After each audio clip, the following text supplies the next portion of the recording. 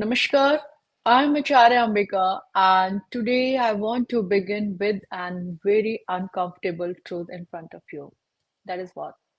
That is, our smart children are struggling. And importantly, the question is why our brilliant children are biologically exhausted. You know, children, you can see all around because I'm a mother, I'm a guide, I'm an educator, I'm an academician. चारों तरफ बच्चे and parents हैं मेरे. And with my experience, I can see that children today are extremely smart. They are fast learners. They are tech savvy. They are expressive. Yet, what is the biggest problem? They are anxious. बेचैन है. They are tired without work. बहुत ज्यादा काम किए बिना बहुत थक जाते हैं जल्दी. हाइपर एक्टिव हैं, है ना. अब आपको लगेगा थक जाते हैं और फिर हाइपर एक्टिव किससे है. हाइपर एक्टिव का मतलब है जहां वो बहुत सारा बहुत फास्ट इम्पल्स विल के साथ बहुत सारा काम करते हैं, लेकिन कुछ भी ऑर्गेनाइज नहीं है क्योंकि रिजल्ट एंड आउटकम्स कुछ भी नहीं है और फिर वो थक जाते हैं बिना किसी आउटकम्स के. They are hungry without need. They are restless without any reason, and they are distracted despite intelligence. Intelligent होने के बावजूद भी वो डिस्ट्रैक्टेड है. Now parents and educators, you please tell me कि आपका बच्चा ब्रिलियंट है, लेकिन क्या वो बैलेंस्ड है? क्योंकि पेरेंट्स ही मुझे आकर बताते हैं इन द पीटीएम और अक्सर मुझसे मिलने आते हैं, तो पेरेंट्स मुझसे अक्सर ये बात करते हैं, my child is brilliant but he or she is not balanced. And schools के साथ जो मेरा मीटिंग होता है, कितने सारे कॉन्फ्रेंसेस होते हैं, सेशंस होते हैं सारी जगह, तो डिस्कशन होता है. स्कूल्स टेल मी कि एकेडमिक्स आर फाइन, एकेडमिक्स बहुत अच्छा है, बहुत बढ़िया करिकुलम है, but behaviour and focus are collapsing, are fractured. Curriculum बहुत बढ़िया है, एकेडमिक्स बहुत बढ़िया है, लेकिन बच्चों के बिहेवियर एंड जो फोकस है दे आर फ्रैक्चर्ड. वो खराब हो रहे हैं, खत्म हो रहे हैं. Now you tell me, without having a proper behaviour and focus, regulated focus, कोई भी करिकुलम कितना भी क्यों ना अच्छा हो, क्या वो काम करेगा? This is not a discipline issue my dear parent, but let me clear, ये डिसिप्लिन इश्यू नहीं है. This is not even a motivation issue. This is exactly what, this is their biological rhythm crisis. उनका जो biological rhythm है वो collapsed है, वो crisis पर है. वहां हम लोगों को काम करना है. And unless schools and parents understand this, and जब तक पेरेंट्स एंड स्कूल्स को ये बात समझ नहीं आएगी, no curriculum, no coaching, no tuitions, no technology will truly help. That is why today we have to understand, and in this podcast today we will understand how cortisol, जो हमें बहुत importantly समझना है, how cortisol, melatonin, leptin and circadian rhythm silently shape a child's brain, behavior, hunger, emotions and learning capacity. This is what we need to understand. So in this part 1 I will suggest you about the circadian rhythm. What is circadian rhythm? Which is the child's internal curriculum. You have given them external curriculum, academics mein, but I'm talking about the circadian rhythm, which is their biological clock, and I can say that is their inner curriculum. Circadian rhythm is the master timetable of life. I'm saying it is the master timetable of life, because only circadian rhythm decides when the child brain is ready to learn. Only circadian rhythm decides, not a teacher, not a parent, not a child himself. Can you understand? Only circadian rhythm decides कि अब बच्चे का brain learn करने के लिए ready है, अब उसका इमोशन स्टेबलाइज है. It decides when emotion can stabilize. Circadian rhythm decides when memory consolidates. It decides when hunger signals are real. Are you understanding? Only circadian rhythm decides कि बच्चे का भूख रियल है या नहीं है। ये मैं डिटेल में आपसे बात करूंगी इस बारे में, क्योंकि वो इम्पल्स विल के साथ खाना खाता है, डिमांड करता है। It's not the real hunger all time. बच्चे का आपने देखा होगा क्रेविंग बहुत जल्दी बहुत ज्यादा हो गया है जंक फूड और सारी चीजों को लेकर। क्या है ये सब, we will discuss in detail. So only circadian rhythm decides कि when hunger signals are real and when sleep heals the brain. And try to understand, even for adults this rhythm is already set. बड़ों का ये rhythm already कहीं ना कहीं set होता है circadian rhythm, but for children it is still being written, it is still being written, मतलब ये भी बन रहा है, ये पनप रहा है। So that is why light, darkness, food timing, sleep timing, screen exposure, these are biological instructions, not our lifestyle choices. मेरी बात को ध्यान से सुनिए कि जो भी चीजें हैं, लाइट है, कब उसको लाइट देनी है, कब सुलाना है, फूड की टाइमिंग्स क्या है, स्लीप टाइमिंग क्या है, स्क्रीन एक्सपोजर कितना रखना है, ये सारे बायोलॉजिकल इंस्ट्रक्शंस हैं, लाइफस्टाइल नहीं है, चॉइस नहीं है, करना ही है। क्या करना है, कैसे सेट करना है, will discuss. Because one irregular night for an adult is recovery possible. One irregular night यानी अगर एक एडल्ट एक रात पूरी रात अच्छे से नहीं सो पाया किसी भी कारण से, किसी भी काम की वजह से, स्ट्रेस की वजह से, रिकवरी पॉसिबल है। But for a child it becomes confusion stored in nervous system. लेकिन बच्चे का नर्वस सिस्टम, अगर बच्चा किसी रात अच्छे से नहीं सो पाया, कोई रीजंस, अगर मैं बताऊंगी रीजन, जैसे स्क्रीन टाइम, लाइट, बहुत सारे रीजंस है। तो अगर बच्चे का सर्केडियन रिदम डिस्टर्ब होता है, वो एक रात प्रॉपर नहीं सो पाता है, तो हम उसके नर्वस सिस्टम को कंफ्यूज कर देते हैं एंड इट वो सेट हो जाता है उसके अंदर। That is why children don't need rigid rules, they need predictable rhythm, they need predictable rhythm. What is the circadian rhythm? First understand, मैंने बहुत बार बात की है कि सर्केडियन रिदम क्या है। सर्केडियन रिदम हमारे बॉडी का बायोलॉजिकल क्लॉक होता है। जैसे एक बाहर घड़ी होती है, टिक टिक टिक, आपको टाइमिंग बताती है, अभी सुबह है, अभी शाम है, ये वो। सिमिलरली सर्केडियन रिदम हमारी बॉडी का क्लॉक होता है, जो हमारी बॉडी का डे एंड नाइट सेट करता है। हमारी बॉडी को इंटरनली हमें एक सिग्नल देता है, now there is a day, now there is a night. जैसे मैं आपको एक एग्जांपल दूं, अगर इवनिंग में अगर हम लोग लाइट, बहुत ज्यादा लाइट के अंदर रहते हैं सनसेट के बाद, तो हमारी बॉडी को आर्टिफिशियल सिग्नल मिलता है कि अभी बाहर दिन है, और वो आर्टिफिशियली इट स्टार्ट्स वर्किंग। तो that is circadian rhythm. And circadian rhythm बच्चे का इतना इंपॉर्टेंट है क्योंकि सर्केडियन रिदम अगर हमने उसका सेट नहीं रखा तो वो उसके नर्वस सिस्टम को कंफ्यूज कर देता है। एंड द सर्केडियन रिदम अभी बचपन में बच्चे का बन रहा होता है, और वही डिसाइड करता है उसके भूख को, उसके सोने को, उसके लर्न करने को, उसकी मेमोरी को, उसके ब्रेन को रेगुलेट करता है। अब इसमें कौन से फैक्टर हैं सर्केडियन रिदम को बनाने में, कौन से बहुत ज्यादा फैक्टर हैं? So now in this part I will just talk about the melatonin. What is the melatonin? Melatonin is a child's brain builder. Child's brain builder जो बच्चे के ब्रेन को बनाता है, not just a sleep hormone. Melatonin is often misunderstood as a sleep hormone. हम लोग अक्सर misunderstood कर जाते हैं कि मेलाटोनिन एक स्लीप हार्मोन है। अब सब लोगों को पता ही होगा what is a melatonin. Melatonin जो हमें जो शाम को रिलीज होता है हमारे ब्रेन में, लेकिन बहुत ज्यादा लाइट्स वगैरह यूज होने की वजह से वो धीरे धीरे खराब होने लग जाता है, कम होने लग जाता है, जिसकी वजह से हमारा स्लीप डिस्टर्ब हो जाता है।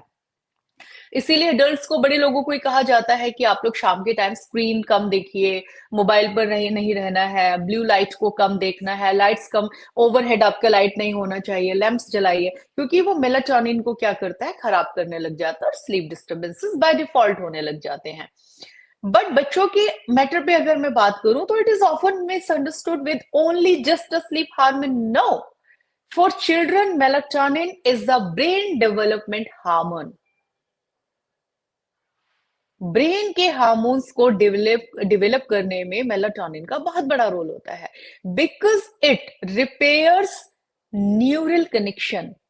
ये बच्चे के न्यूरल कनेक्शन को रिपेयर करता है, ये बच्चे के हार्मोन एक्टिविटीज की ग्रोथ को सपोर्ट करता है, ये बच्चे की इम्यूनिटी को स्ट्रेंथन करता है, ये बच्चे के इमोशन रेगुलेशंस को डीपन करता है। कितना इंपॉर्टेंट रोल है मेलाटोनिन का। स्लीप को तो रेगुलेट करता ही है, स्लीप के ऊपर तो उसका बहुत बड़ा रोल है ही, बट बच्चे के न्यूरल कनेक्शन को रिपेयर करना, हार्मोन एक्टिविटी को सपोर्ट करना, इमोशंस को रेगुलेट करना एंड इम्यूनिटी को स्ट्रेंथन करना भी मेलाटोनिन का काम होता है बच्चे के ब्रेन के अंदर, जिससे children naturally produce more melatonin than adults. You know, बच्चों के अंदर मेलाटोनिन बड़ों से ज्यादा प्रोड्यूस होता है क्योंकि बन रहा है ना अभी circadian rhythm. But if we protect it, अगर हम इसको प्रोटेक्ट करें, तभी ऐसा होगा कि बच्चे के अंदर नेचुरली मेलाटोनिन बड़ों से ज्यादा बनेगा। कब बनेगा? जब हम इसको प्रोटेक्ट करेंगे। लेकिन हम इसको प्रोटेक्ट नहीं कर पाते। कैसे नहीं प्रोटेक्ट कर पाते? क्योंकि आफ्टर सनसेट अगर स्क्रीन्स है, शाम को बच्चा आता है होमवर्क करने के बाद, सब बच्चा स्क्रीन पर होता है, उससे क्या होता है, बच्चे के अंदर मेलाटोनिन बहुत ही ज्यादा फास्टली सप्रेस होने लग जाता है, बहुत fastly. Screens after sunset suppress melatonin faster in children. बच्चों के ब्रेन में ये मेलाटोनिन बहुत जल्दी जल्दी कम होने लग जाता है। इसकी वजह से उनका स्लीप साइकिल डिले होता है, उनका ब्रेन रिपेयर रिड्यूस होता है। अब समझ रहे हैं मेलाटोनिन कितना इंपॉर्टेंट है। दैट इज वाई क्या है आज की डेट में चिल्ड्रन, बच्चों के साथ क्या है, वो लेट देरी से सोते हैं और जब उठते हैं तो बहुत एग्जॉस्टेड फील करते हैं। उनका मेमोरी एंड फोकस का इश्यूज है आज की डेट में, और बहुत ज्यादा इरिटेबल हो जाते हैं, बहुत इरिटेटिंग रहते हैं बिना किसी कारण के। My dear parents and educator, this is not a laziness. ये लेजीनेस नहीं है। What is that? This is actually melatonin deprivation. Are you getting कि मेलाटोनिन कितना ज्यादा इंपॉर्टेंट है? So to protect it, what you have to do, we have to reduce the screen time after sunset. We have to reduce the blue light timing. Blue light को कम करना है हमें उनकी life से। ये हम लोग ही मेंटेन करेंगे। ये बच्चे को खुद समझ नहीं है सब चीज के बारे में। आप समझ रहे, रात की स्क्रीन मेलाटोनिन को दबा देती है और गहरी नींद को खत्म कर देती है। That is why biologically exhaustion रहता है उन लोगों को। अब इसके साथ ही next word we need to understand about a cortisol. Melatonin के पॉजिटिव जस्ट हमें अंडरस्टैंड करना होगा कि अगर मेलाटोनिन कम होता है तो उससे कौन सा इफेक्ट हमारी बॉडी में आता है। That is a cortisol. What is a cortisol? When stress becomes the default state. Cortisol क्या है? Cortisol is the alertness and stress hormone. Stress hormone है। मेलाटोनिन अगर सप्रेस होता है तो कॉर्टिसोल रिलीज होता है हमारी बॉडी के अंदर। और इसमें सबसे मजेदार बात यह है, एडल्ट्स के अंदर तो कॉर्टिसोल की एक बाउंड्रीज है somehow. In adults cortisol has boundaries, but in children what? It directly shapes the nervous system. Are you getting my point? Cortisol directly shape the nervous system. Sources of excess cortisol in children are what? ध्यान से सुनिएगा। किस वजह से cortisol release होता है बच्चों के अंदर जो नहीं होना चाहिए, which is a stress hormone. Cortisol मतलब स्ट्रेस हार्मोन।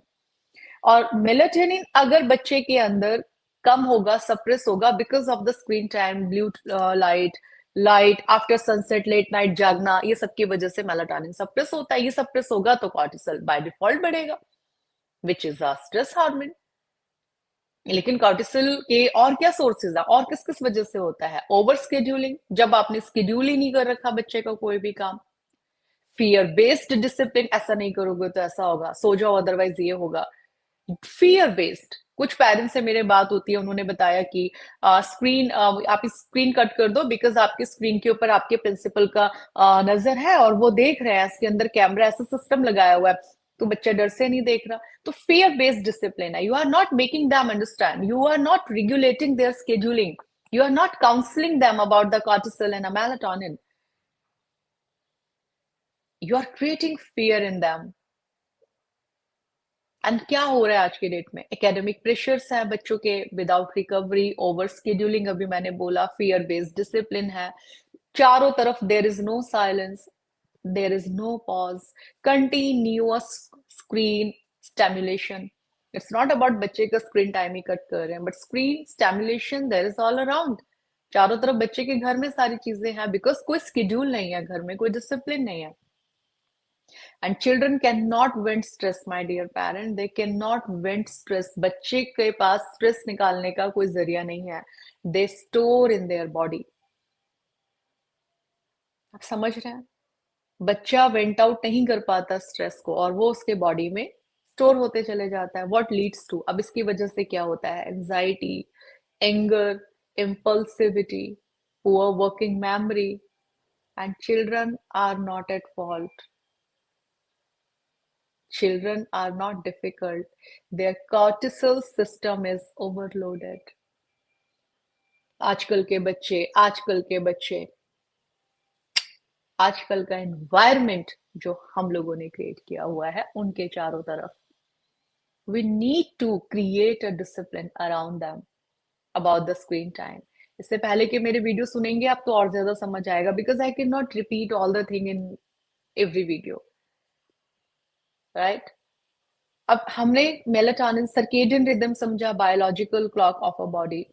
हम लोगों ने मेलाटोनिन समझा, which needs and which helps in creating the brain development and the nervous system of our child and sleep hormone.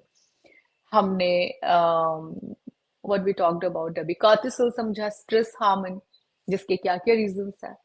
उसी के साथ हम लोगों को समझना होगा leptin and ghrelin, मतलब hunger and a false hunger.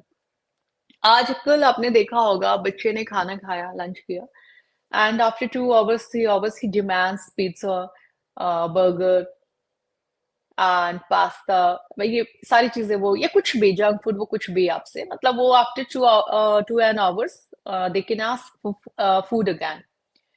What do you feel, what is this? समझिए scientifically. Leptin says I am full. हमारी बॉडी के अंदर जो लेप्टिन होता है, लेप्टिन कहता है आई एम फुल. यानी जब आप बच्चे ने एक बार खाना खा लिया तो लेप्टिन ये बॉडी को, ब्रेन को सिग्नल देता है आई एम फुल, डन, मुझे अब खाना नहीं चाहिए. But ghrelin says I am hungry. In children leptin intelligence is naturally strong. बच्चों के अंदर जो लेप्टिन इंटेलिजेंस होता है वो ऑलरेडी स्ट्रांग, मतलब जो नेचुरल एक हार्मोन जो ये बताता है कि अब बॉडी को खाने की जरूरत है या नहीं, जो ब्रेन को सिग्नल देता है, बच्चों को ऑलरेडी बहुत ज्यादा स्ट्रांग होता है. Leptin intelligence is naturally very strong. But because of late dinners, but मैंने कहा ना over scheduling, but because of late dinners, because of poor sleep, क्योंकि मेलाटोनिन वहां से सप्रेस हो रहा है, because of night screen stimulation, इसकी वजह से ग्रेलिन इंक्रीज होता है, जिसकी वजह से लैप्टिन कंफ्यूज हो जाता है. यानी जहां से रियल हंगर सिग्नल ब्रेन को मिलना चाहिए that my body need no food, but ghrelin active हो गया इन सारी चीजों की वजह से, बिकॉज कॉर्टिसोल के रिलीज होने की वजह से. अभी हमने समझा. तो पेरेंट्स को क्या लगता है कि मेरा बच्चा खाता ही रहता है, but no, the child hunger signals are biologically hijacked. आपके बच्चे के हंगर सिग्नल्स हाईजेक्ट हो चुके हैं बाय ग्रेलिन, क्योंकि लेप्टिन इंटेलिजेंस कंफ्यूज हो गया है. अब इसकी वजह से क्या है, बिकॉज ये जो पुअर रूटीन है, इसकी वजह से क्या है, weight issues, craving, energy crashes. Are you getting? मैंने सब साइंटिफिकली मैं आप लोगों को समझा रही हूँ वन बाय वन. ये हम लोगों को, बीइंग एजुकेटर, हम लोगों को एजुकेट करने की जरूरत है पेरेंट्स को. That is why I am making this video as a guide, as a mother, as an academician, as an educator.